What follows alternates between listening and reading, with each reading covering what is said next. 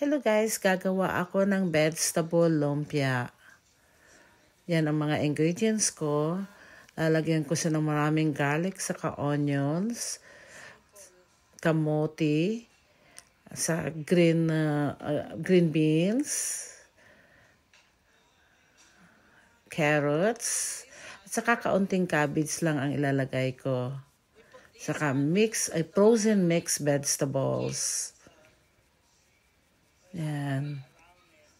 At saka itong aking mga seasoning, garlic powder, black pepper, nor chicken powder, at saka konting oyster sauce.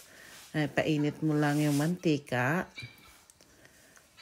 Tapos, igigisa mo na yung bawang, sibuyas. Wala siyang meat, guys. So, puro vegetable lang siya. Mix mo na lahat yung vegetables. Lagyan mo ng mga seasoning. Saka konting oyster sauce para may matamis-tamis na lasa. Ayan.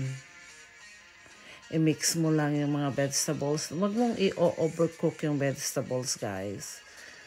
Parang half cook lang siya. Yan. And then, pagkatapos, i-drain mo siya ng mga at least 6 hours para pag nagbalot ka, hindi magbasa yung wrapper mo. Ayan, guys. Lagyan mo lang ng 1 kutsara. Ganyan ako magbalot. Ayan. Then, mag-ano ka ng, yung egg yolk, yun ang pang-sealed mo sa wrapper. Ayan.